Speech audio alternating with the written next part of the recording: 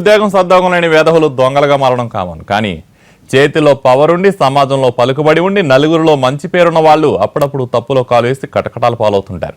మనసు గతి తప్పి బుద్ధి వక్రమార్గం పట్టిన ఓ నలుగురు పోలీసులు ఇలాగే చేశారు. జల్సాలకు అలవాటు పడి వచ్చే డబ్బు చాలక గబ్బుగని చేశారు.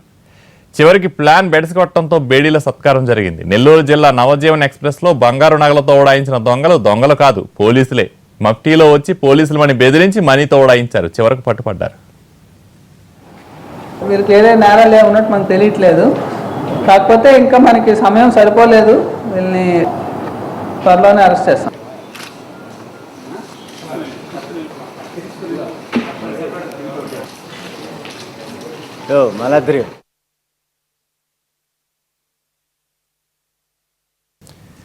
ఈ నెల 14న కావలి రైల్వే స్టేషన్లో మధ్యాహ్నం 12 గంటల ప్రాంతంలో నవజీవన్ ఎక్స్ప్రెస్లో నలుగురు కుర్రాలు ఎక్కారు. చూసేందుకు టక్కు గిక్కు వేసి మంచి సంప్రదాయంగా కనిపించారు. వీళ్లను చూస్తే దొంగలు అన్న అనుమానం ఏ కోసానా రాదు. ఇదే ట్రైన్లో రామయ్య, సునీల్ అనే ఇద్దరు బంగారం వ్యాపారస్తులు ఎక్కారు. చేతిలో నిండిన బ్యాగులతో అదే బోగీలో ఎక్కారు. అదే బోగీలో ఉన్న ఆ నలుగురు పోలీసులమంటూ వారిద్దరిని బెదిరించారు. బ్యాగుల్లో ఏముందో చూపించాలంటూ జులుం ప్రదర్శించారు. దీంతో భయపడ్డ బంగారం వ్యాపారస్తులు బంగారం కొనుగోలు చేసేందుకు డబ్బు తీసుకెళ్తున్నామంటూ డబ్బు బ్యాగులు చూపించారు. స్పీడ్గా వెళ్తున్న నవజీవన్ చైన్ లాగి నిలిపేశారు. మీపై విచారణ ఉందంటూ స్టేషన్కు పదందంటూ రామయ్య, సునీల్ను ట్రైన్ దింపేశారు. పథకం ప్రకారం ఆ స్పాట్లో ఉన్న కారులో ఇద్దరు వ్యాపారులను ఎక్కించుకుని వెళ్ళిపోయారు.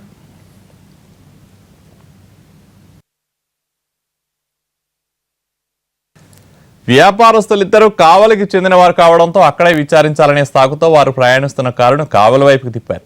మార్గ మధ్యలో బోగోలు మండలం దామవరం వద్ద హైవేపై వ్యాపారులను కారులోంచి గెంటేశారు. వారి వద్ద ఉన్న 86,50,000 నగదుతో ఉడాయించారు. వ్యాపారులకు అప్పుడు అర్థమైంది వచ్చింది పోలీసుల పేరు చెప్పుకున్న దొంగలని. కావలికి వెళ్లి పోలీసులకు జరిగిందంతా వివరించారు వ్యాపారులు.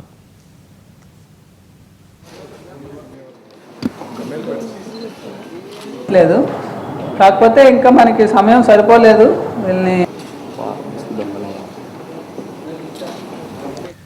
వ్యాపారుల ఫిర్యాదుతో అప్రమత్తమైన పోలీసులు నెల్లూరుతో పాటు ప్రకాశం జిల్లా పోలీసులను అరెస్ట్ చేశారు.